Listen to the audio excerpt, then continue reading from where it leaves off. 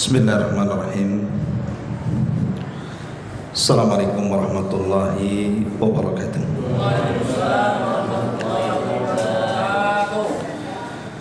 Alhamdulillah wassalatu wassalamu ala Rasulillah wa ala alihi wa sahbihi wa mawala wa la hawla wa la quwata illa billahi wa ba'd. Alhamdulillah, segala puja dan puji hanya milik Allah subhanahu wa ta'ala. Salawat dan juga iringan salam kita hadiahkan kepada Rasul kita Nabi besar Muhammad sallallahu alaihi wa ala alihi wasallam. Pembahasan kita di malam hari ini,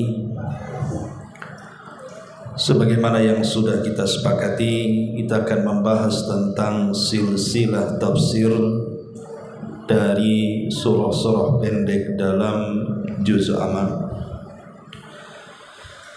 Dan kita masuk dari surat yang paling pendek yang terdapat di ujung dari pada Al-Quran, surah An-Nas. Baru nanti terus naik kepada Al-Falaq, Al-Ikhlas dan seterusnya. Bagus juga memilih tema membahas surah-surah pendek dalam juz amma, karena surat-surat pendek dalam juz amma itu umumnya kita hafal dan biasa kita baca dalam salat-salat kita,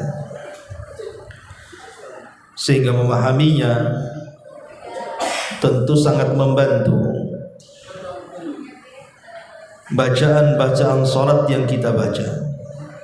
Karena bagaimanapun kalau kita memahami isi surat yang kita baca dalam salat, itu salah satu penambah kekhusyuan salat kita, sehingga kita tidak disibukkan dengan perkara yang lainnya. Baik, tidak memperpanjang mukaddimah, kita mulai daripada surah An-Nas. A'udzubillahi minasyaitonir rajim. Bismillahirrahmanirrahim. Qul a'udzu birabbin nas, malikin nasi, ilahin nas, min syarril waswasil khannas, alladzi yuwaswisu fi sudurin nasi minal jinnati wan nasi. Katakan ya Muhammad, aku berlindung dengan Rabb pemelihara manusia, raja bagi manusia, sesembahan bagi manusia,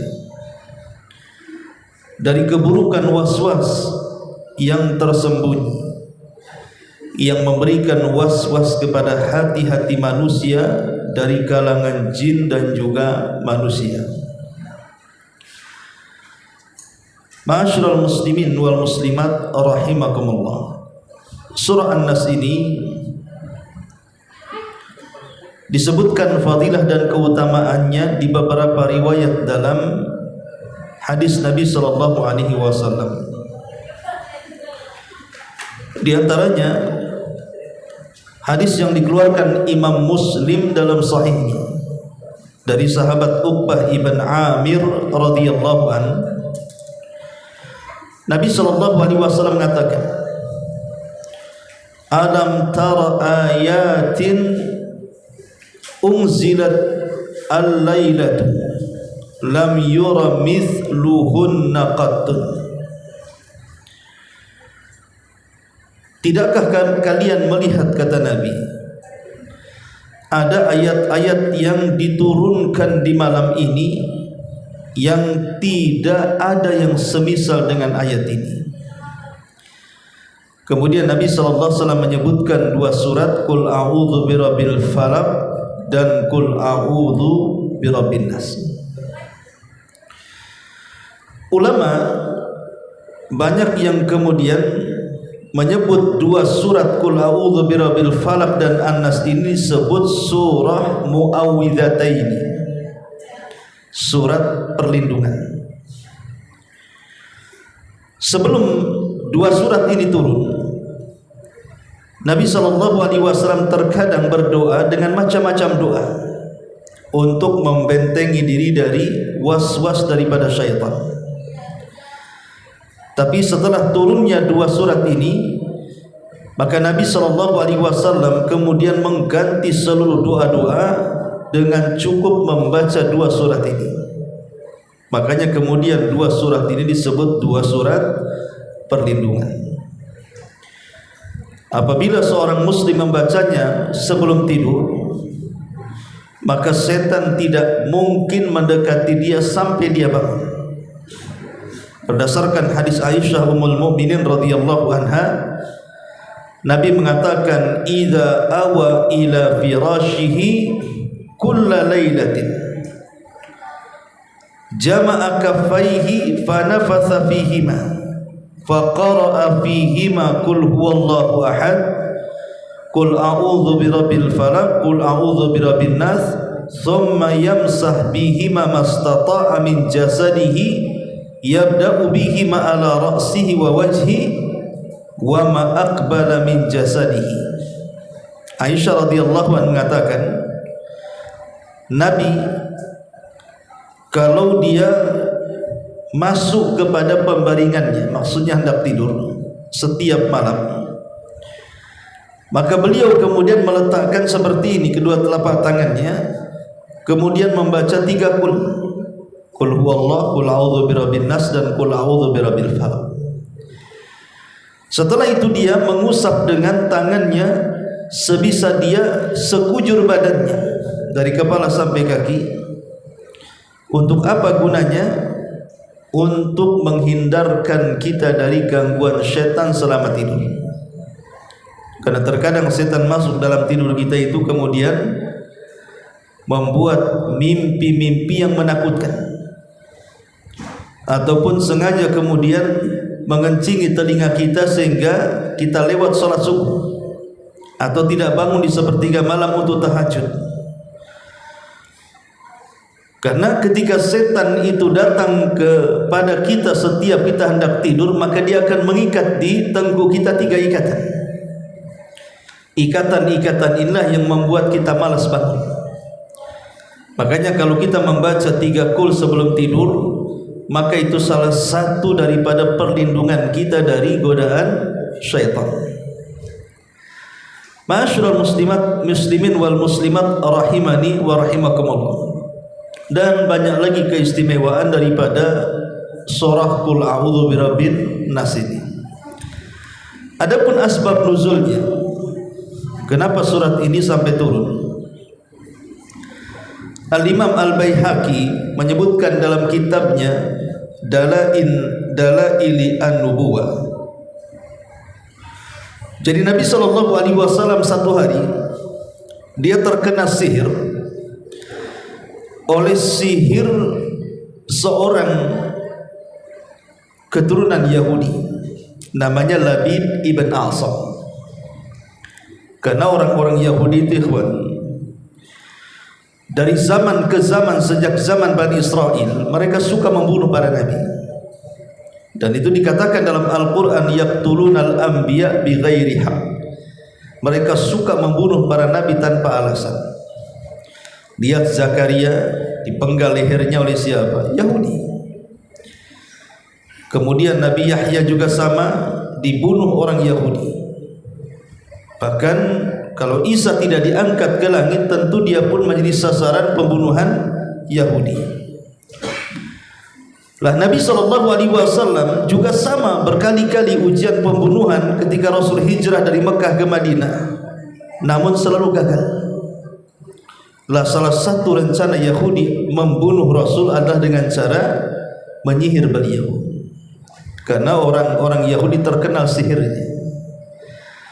Tetapi setiap kali menyihir Rasul gagal. Karena Allah melindungi Nabi SAW sampai satu hari mereka mendengar ada satu keluarga memiliki keahlian sihir yang luar biasa, yang kalau menyihir jarang gagal. Itulah keluarga Labid ibn Asam, keluarga penyihir. Maka para pembesar Yahudi datang kepada Labid ibn A'sam, kemudian melakukan transaksi. Mereka siap membayar sekian dan sekian kalau Labid ibn A'sam dan keluarganya bisa menyihir Nabi. Setelah disepakati, maka Labid ibn A'sam kemudian menyuruh putri-putrinya untuk mencuri buhul. Maka mereka pun berpura-pura bertamu ke rumah Nabi SAW, kemudian mengambil sisir Nabi yang kebetulan ketika itu terbalut ada 11 ikat rambut Nabi SAW yang terlilit dalam sisir itu. Itulah yang dijadikan buhulnya. Setelah berhasil kemudian mengambil sisir dengan rambut Nabi SAW, maka kemudian oleh Labid ibn A'sam buhul itu diletakkan di sebuah sumur namanya Ranunah. Sumur Ranunah. Sumur itu masih ada. Bahkan oleh warga Madinah, sumur itu kemudian dipagari sampai sekarang. Jadi mereka mengatakan itu sumur angker karena disitulah Rasulullah SAW disihir dengan meletakkan buhul di sumur itu. Sampai sekarang ada sumurnya. Jadi Labid ibn A'sam meletakkan sisir sebagai buhul atau rambut-rambut Rasul yang terlilit dalam sisir itu sebagai buhul diletakkan di sumur Ranunah itu. Maka mulailah kemudian Labid ibn A'sam beraksi dengan mantra-mantra syaitannya. Subhanallah, rupanya sihir itu berpengaruh kepada Nabi. Tapi ingat, berpengaruh kepada fisik Nabi, tapi tidak berpengaruh kepada wahyunya. Hanya fisiknya saja. Wahyu tidak berpengaruh. Rasul tidak jadi gila ataupun hilang akal gara-gara disihir, tidak. Cuman fisiknya melemah. Dan itu terjadi sampai 6 bulan. Jadi pengaruh sihir Labid bin A'sam itu terjadi sampai 6 bulan lamanya. Sampai Aisyah radhiyallahu anha curiga dengan kondisi Nabi SAW. Kemudian Aisyah menyarankan, bagaimana kalau seandainya engkau wahai Muhammad suamiku meminta fatwa kepada Allah, mungkin kondisimu akan membaik. Maka setelah kemudian mendapatkan ide daripada Ummul Mukminin Aisyah radhiyallahu anha agar Nabi SAW meminta fatwa kepada Allah Subhanahu wa taala, maka di malam itu ba'da Isya Nabi terus melaksanakan salat, berdoa dan bermunajat kepada Allah Subhanahu wa taala, kira-kira apa yang terjadi dengan fisiknya. Akhirnya kemudian Rasul sallallahu alaihi wasallam beribadah terus sepanjang malam sampai mendekati waktu fajar. Entah kenapa mendekati waktu fajar Nabi SAW sempat tertidur sebentar. Saat tertidur itulah turun malaikat Jibril dan satu malaikat lainnya. Kemudian Jibril duduk di sebelah kepalanya dan satu malaikat duduk di sebelah kakinya. Kemudian Jibril bertanya kepada malaikat yang bersamanya, ada apa dengan Muhammad ini? Maka malaikat yang di sampingnya mengatakan, innahu madbub, sesungguhnya dia telah terkena sihir. Kemudian Jibril mengatakan, man saharahu, siapa yang berani mensihirnya? Maka malaikat satu ini mengatakan, Labid ibnu A'sam. Dia adalah Labid ibn A'sam, seorang keturunan Bani Zuraik yang kemudian meletakkan loyalitasnya kepada bangsa Yahudi. Kemudian Jibril mengatakan, di mana letak buhulnya? Maka malaikat ini mengatakan, fi bi'ri Ranunah, diletakkan di sumur Ranunah. Kemudian setelah itu Jibril kemudian membacakan surah Mu'awwidhataini, Qul a'udzu birabbin nas dan Qul a'udzu birabbil falaq, sebagai ruqyah untuk meruqyah Nabi. Dan itulah di antara sebab turun Qul a'udzu birabbin nas dan Qul a'udzu birabbil falaq, karena tersihirnya Nabi. Turun ayat ini. Sekaligus kemudian dibacakan malaikat Jibril sebagai ruqyah. Maka setelah kemudian Jibril meruqyah Nabi SAW dengan 2 surat ini, keajaiban pun datang. Tiba-tiba terlepaslah sihir Nabi SAW dan Rasul pun kembali bugar kembali, sehat kembali, seolah-olah tidak terkena apa-apa. Maka setelah kemudian terlepas sihir Nabi SAW, keesokan harinya Nabi SAW ingin menghancurkan buhulnya, karena bagaimanapun sihir itu tidak akan bertahan lama kalau buhulnya tidak dihancurkan. Maka Rasul mengajak Ali bin Abi Thalib radhiyallahu anhu untuk mengambil buhulnya. Ketika sampai di sumur Luna, maka sumur itu sangat menakutkan, karena airnya berubah seperti warna darah, dan di dalamnya seolah-olah ada kepala-kepala yang menakutkan seperti kepala-kepala setan. Maka saat tatkala Ali hendak turun mengambil sisir itu sebagai buhulnya, Rasul melarang. Dikhawatirkan kalau seandainya buhulnya dikeluarkan dari sumur akan menyebar keburukan di daratan. Kata Rasul, sebaiknya ditimbun saja.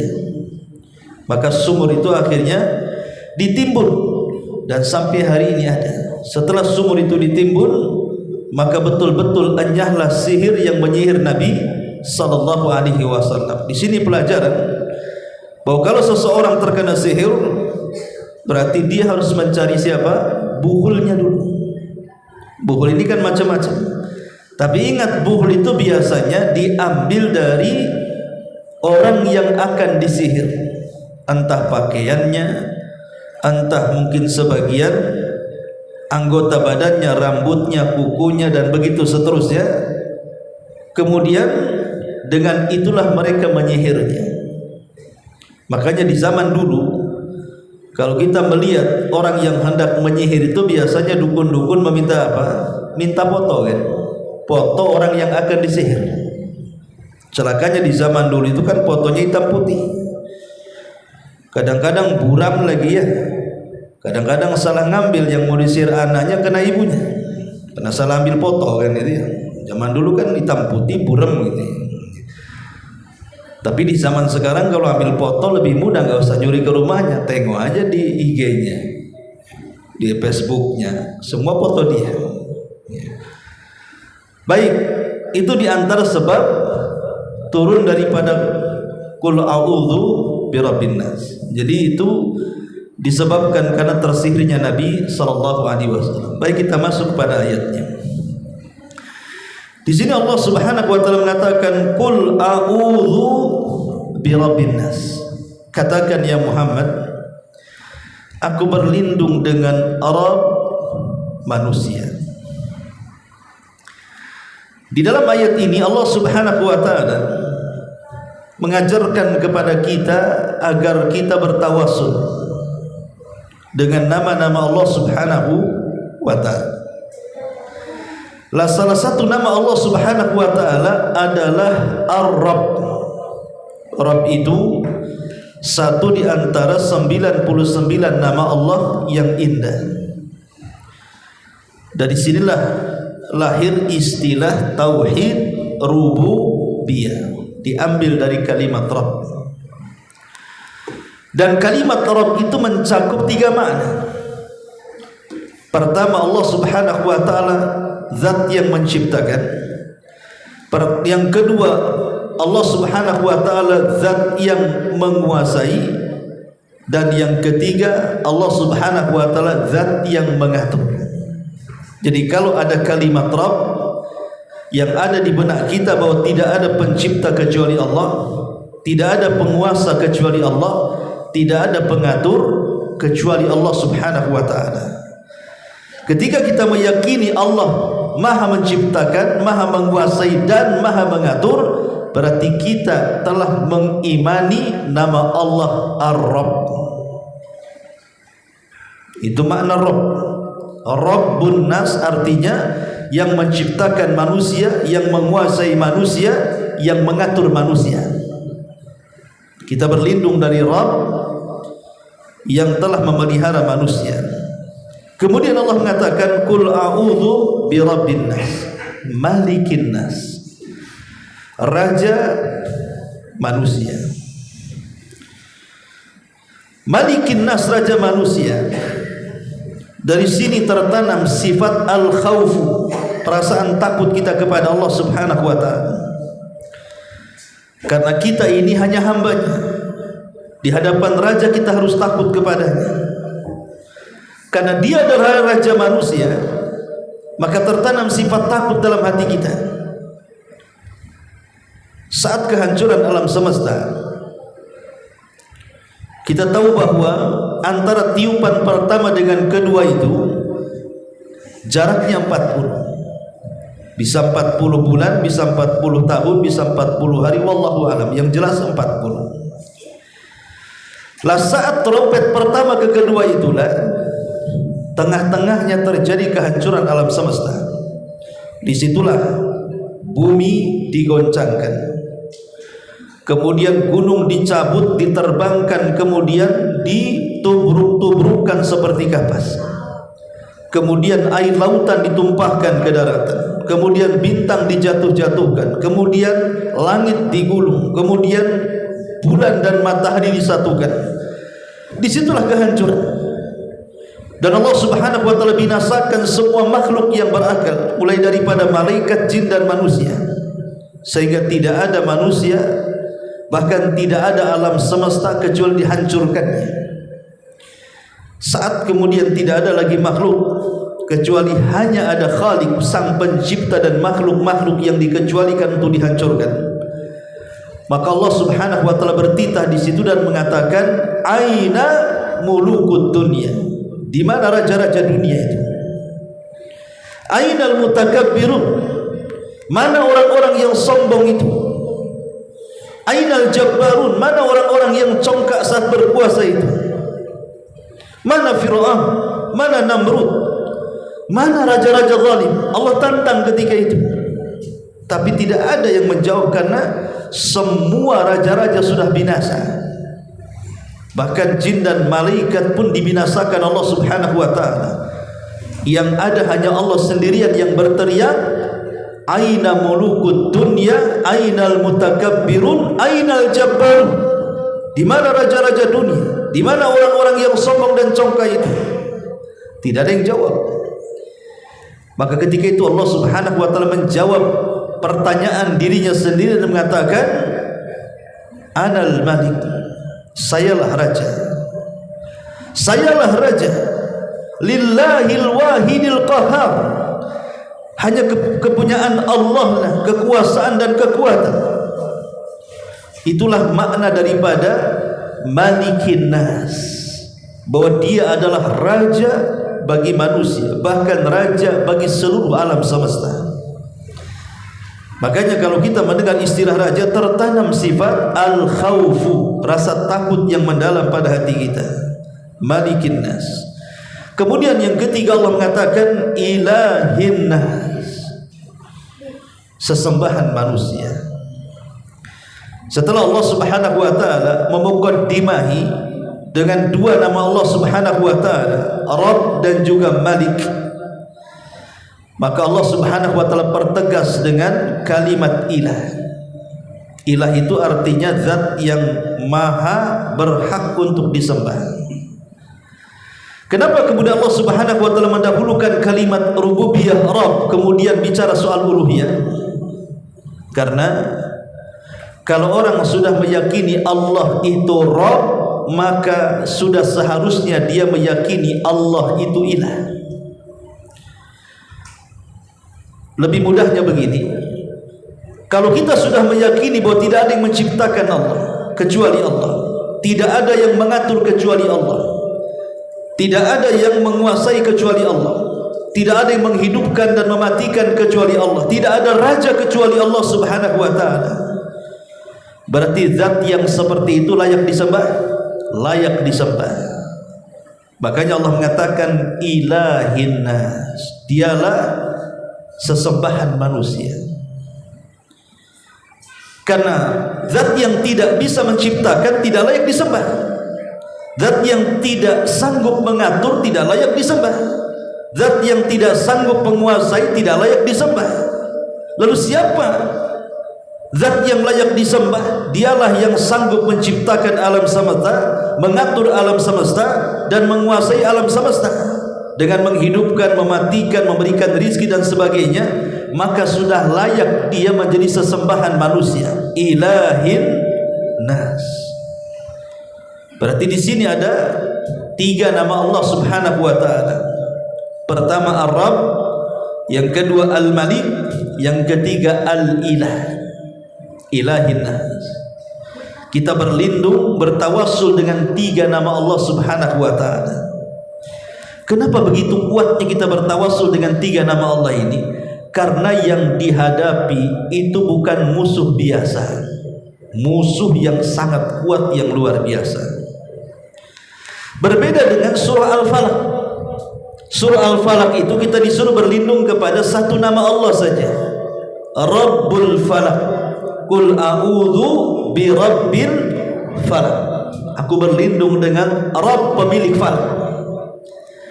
Kenapa berlindung dengan 1 nama Allah? Karena musuhnya sekalipun banyak, ada 4, tapi musuhnya tidak lebih berat dibandingkan musuh yang ada dalam suratun Nas. Sehingga meminta perlindungan kepada Allah harus lebih lagi. Ibaratnya kalau seandainya musuh kita banyak, tentu persiapan kita harus kuat. Tapi kalau musuhnya ringan, ya persiapannya juga biasa-biasa saja. Lah, musuh dalam surah Al-Falaq itu tidak seberat musuh dalam suratun Nas. Makanya cukup berlindung dengan 1 nama saja. Tapi dalam An-Nas ini musuhnya berat. Makanya berlindung dengan 3 nama, supaya kita betul-betul mendapatkan perlindungan Allah Subhanahu wa taala. Apa musuhnya? Musuhnya tidak jauh daripada badan kita. Kalau dalam suratul Falaq itu semua musuhnya di luar, jauh dari badan kita. Tapi dalam suratul Nas itu musuhnya melekat pada badan kita, tidak bisa dihilangkan, hanya bisa ditundukkan saja. Kalau musuh dalam suratul Al-Falaq bisa kita hilangkan, bisa kita musnahkan. Tapi musuh dalam suratul Nas itu tidak bisa kita hilangkan, tidak bisa kita musnahkan, hanya bisa ditekan saja, hanya bisa ditundukkan saja. Apa musuhnya? Allah Subhanahu wa taala mengatakan, min syarril waswasil khannas alladzi waswisu fi sudurin nas. Dari keburukan waswas yang tersembunyi, yang memberikan waswas kepada hati-hati manusia, itulah yang disebut dengan hawa nafsu namanya. Jadi musuh dalam Qul a'udzu birabbin nas ini bicara soal hawa nafsu. Itulah musuh kita. Lah, hawa nafsu itu tidak bisa dihilangkan.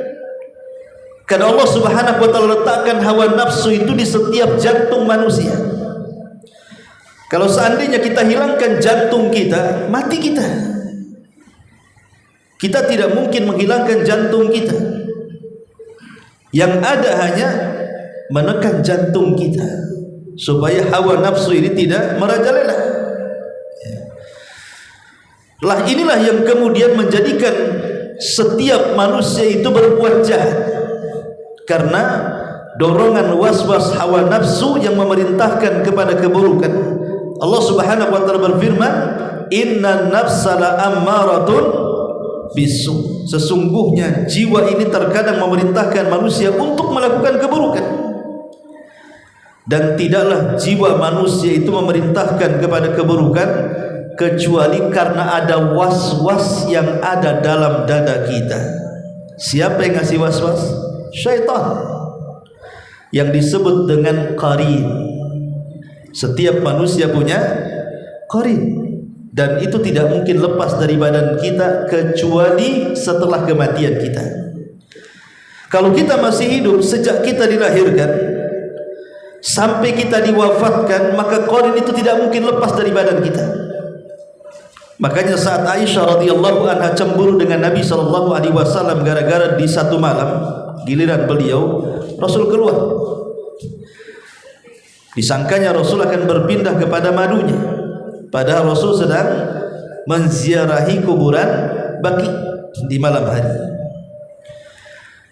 Kemudian setelah Nabi SAW pulang dari Baqi, Aisyah yang membuntuti Rasul ketakutan langsung pulang duluan, pura-pura tidur, kemudian pura-pura berselimut. Tapi yang namanya orang berlari, nafasnya pasti tidak mungkin hilang. Orang baru lari masuk kamar tidur, dikasih selimut, Rasul datang, ya nafas sih nggak bisa disembunyikan, ngos-ngosannya kan. Makanya Rasul mengatakan, ya Aisyah, ceritakan apa yang terjadi atau Allah memberitahu. Aisyah radhiyallahu anha ya bercerita, aku kira kau datang ke istri-istrimu yang lainnya, wanita cemburu biasa. Kata Nabi SAW, ada apa dengan syaitanmu wahai Aisyah? Ada apa dengan setanmu? Maksudnya bukan Aisyah setan, ada apa dengan qarinmu itu? Kata Aisyah, apakah setiap orang ada setannya wahai Rasul? Kata Rasul, ya. Termasuk anda wahai Rasul? Kata Rasul, ya. Tetapi setan yang ada pada diriku sudah kutundukkan. Ada yang mengatakan sudah kujadikan dia Islam, ada yang mengatakan sudah kutundukkan, maksudnya tidak bisa macam-macam. Dari hadis ini menunjukkan bahwa setiap manusia itu ada setannya. Itu yang disebut dengan qarin. Qarin inilah yang kemudian mengompor-ngompori hawa nafsu kita ini supaya berbuat jahat. Itu yang disebut dengan waswasil khannas. Qarin yang tersembunyi, yang memberikan waswas kepada jiwa kita itu untuk berbuat jahat. Maka hawa nafsu akhirnya menciptakan keburukan dan memerintahkan untuk melakukan keburukan. Ma'asyiral muslimin wal muslimat rahimani wa rahimakumullah.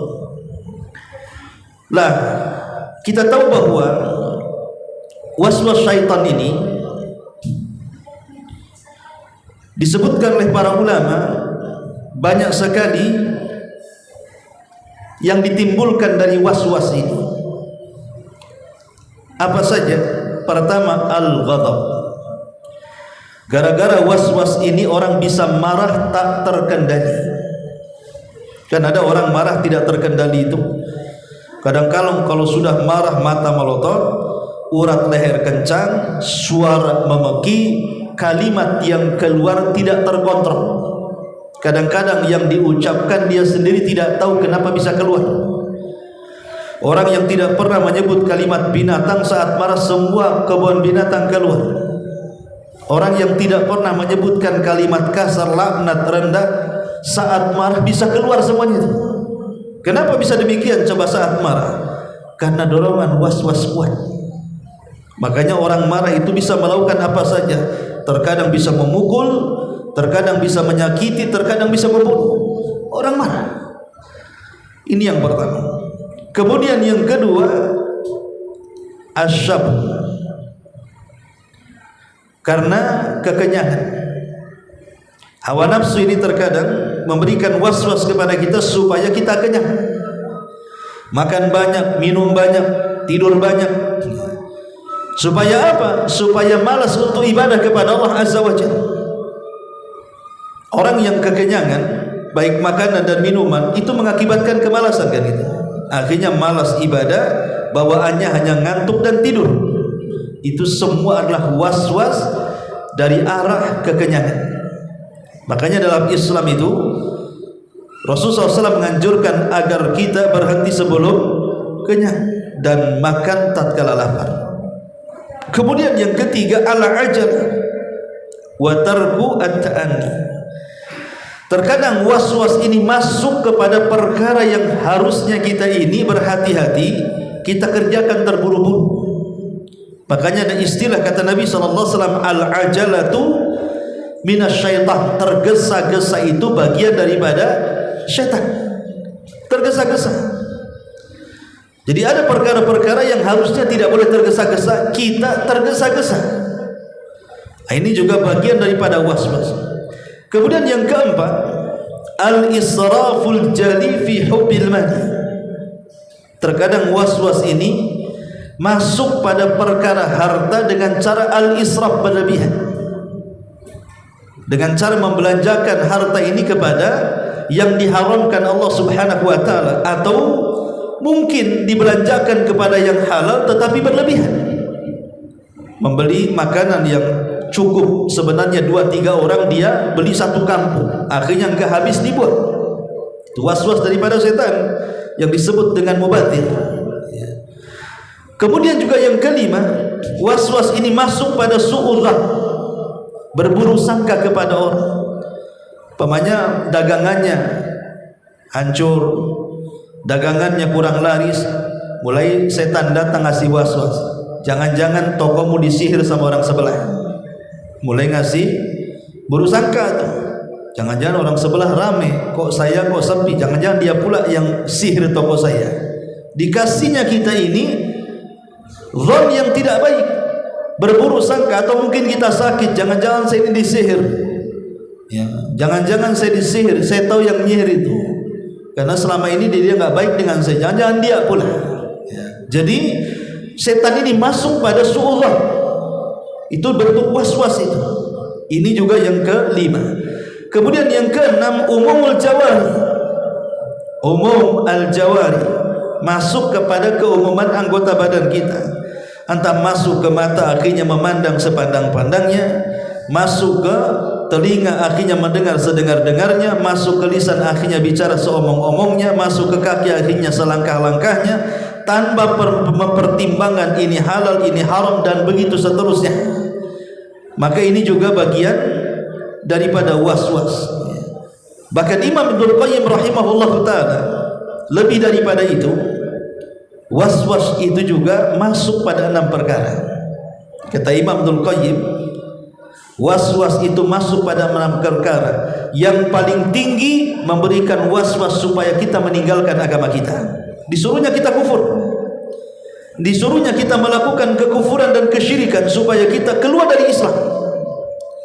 Tapi kalau seandainya kita tahan dengan keimanan kita, maka syaitan pun akan menurunkan tensinya, maka akan memberikan was-was yang di bawah itu. Dengan cara apa? Dengan cara dibuatnya kita ini melakukan hal-hal yang tidak ada syariatnya. Disuruhnya kita berlaku sesuatu yang menyelisih sunnah, yang Rasul tidak lakukan, kita lakukan, supaya amal kita ditolak. Tapi kalau kita sudah mengaji, sudah kenal sunnah, akhirnya setan sudah putus asa, karena kita senantiasa istiqomah dengan Al-Quran dan sunnah, maka setan akan menurunkan tensinya. Oke, boleh jadi mungkin dia di atas sunnah istiqomah, saya akan buat dia melakukan dosa besar. Mungkin dia masih belum bisa lepas dari zina, mungkin belum bisa lepas daripada judi, daripada mabuk, daripada gibah, daripada dusta, dan begitu seterusnya. Ya, dia orang sunnah tapi gibahnya naudzubillah. Dia orang sunnah tetapi ngibulin orangnya luar biasa. Dia memang orang sunnah tapi pelitnya setengah setan umpamanya. Jadi masih melakukan dosa besar. Kalau juga tidak bisa digoda lewat dosa besar, maka disibukkan dengan perkara-perkara dosa kecil. Memandang aurat di handphone, memandang aurat di jalan-jalan. Ya, mata kita tidak bisa ditundukkan, masih suka memandang aurat.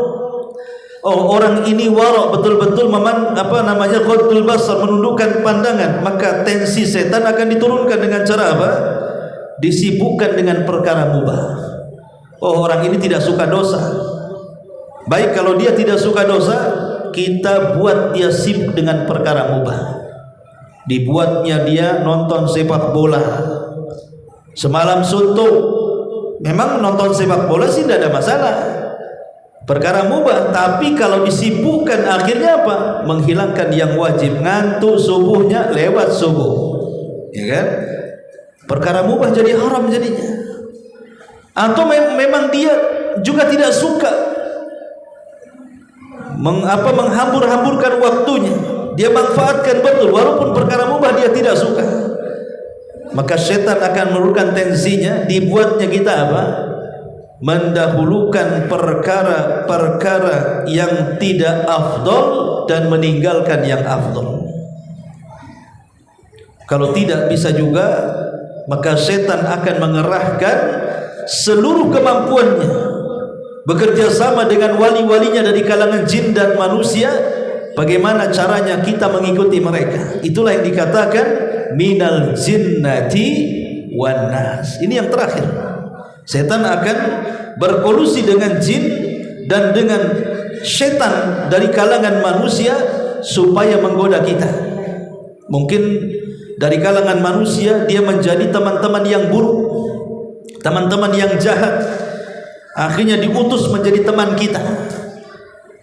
Yang tadinya kita istiqomah karena temannya teman buruk, akhirnya menjadi buruk. Jadi dibuatnya teman-teman itu yang jelek, atau mungkin dibuatkan dia berupa tetangga yang hasad dengan kita, yang dengki dengan kita, yang tidak suka dengan kita, sehingga dibuatnya kita bertengkar dengan tetangga.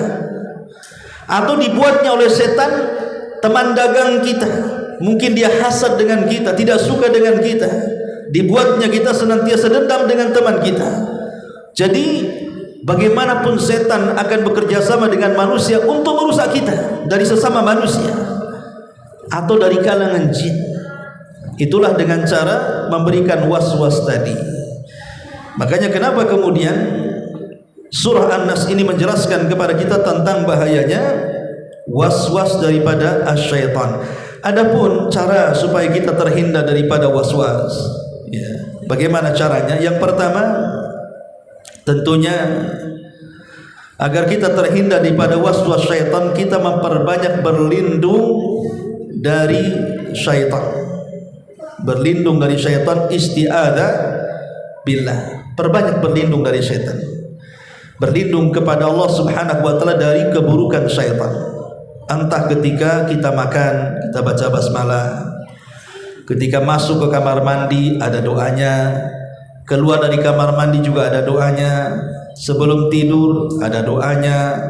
Ketika kita mendengar suara ringkikan keledai ataupun suara anjing di malam hari, juga ada doanya berlindung kepada Allah.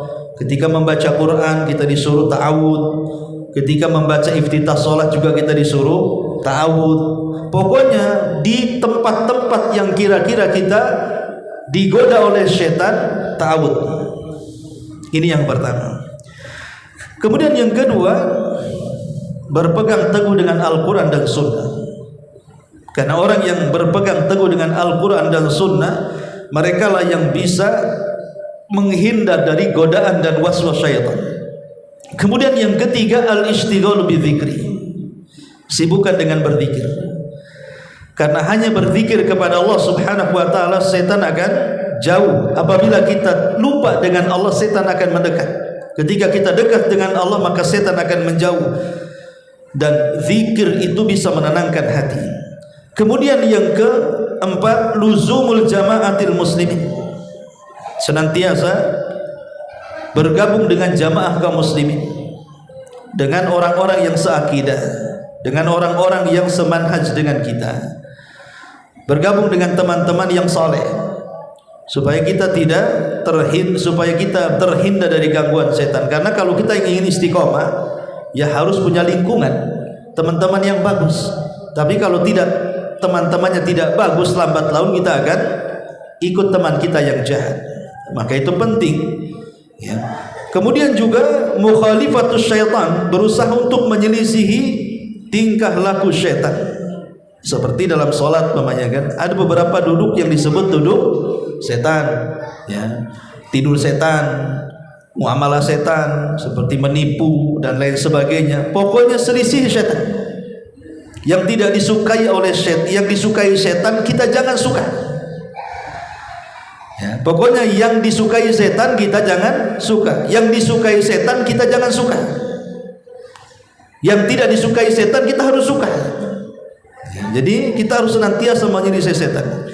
Kemudian juga at-taubatu wal istighfar, banyak-banyak tobat dan istighfar, banyak-banyak tobat dan istighfar.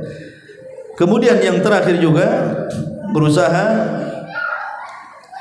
untuk mengikuti arahan-arahan Nabi SAW di dalam menghindari supaya dekatnya setan kepada kita. Inilah diantara perkara-perkara yang disebutkan oleh para ulama dari tafsir singkat surah An-Nas dan manfaatnya. Sampai di sini. Kalau ada yang bertanya silakan. Kalau tidak kita tutup. Iya. Ketika kita marah dan emosi, Ustaz, sejadi-jadinya, apa yang bisa membuat kita itu reda? Iya, alhamdulillah. Pertama, kalau kita sedang emosi dengan emosi tingkat tinggi, maka pertama yang harus dilakukan pencegahan adalah isti'adzah, berlindung dari setan. Perbanyak ta'awudz. Astagfirullahaladzim, a'udzubillahi minasyaitonirrajim. Jadi itu yang pertama. Yang kedua, pindah posisi. Pindah posisi. Kalau kita marah sebelah situ, pindah ke sini. Atau kalau ruangannya sempit, ketika marahnya berdiri, duduk. Ketika marah duduk, berbaring. Ya. Atau kalau masih juga marah, ambil wudu. Kata Rasulullah SAW, karena marah itu dari setan. Marah itu dari setan, dan setan itu tercipta dari api, dan api itu hanya bisa padam dengan air. Maksudnya dengan wudu, maka berwudu. Kalau tidak bisa juga, maka sholat. Kalau tidak bisa juga, jalan. Tidak usah berhadapan dengan orang, tapi keluar. Kata Nabi, idza ghadiba ahadukum falyakhruj. Kalau salah seorang di antara kalian sedang marah, keluar. Tak marah dengan istrinya, marah dengan tetangganya, marah dengan hindari. Jangan ketemu dulu, keluar dulu sana. Cari angin bahasa kitanya ya. Sebagaimana Ali radhiyallahu anhu pernah marah dengan istrinya Fatimah, dia keluar dari rumah kemudian tidur di masjid. Jadi itu diantara langkah-langkah yang disebutkan oleh para ulama untuk meredam marah. Kalau semua langkah juga sudah ditempuh kok masih juga marah, ya dasar pemarah itu. Nggak bisa, itu tabiat. Harus dirubah ya. Wallahu a'lam. Ya. Yang lain?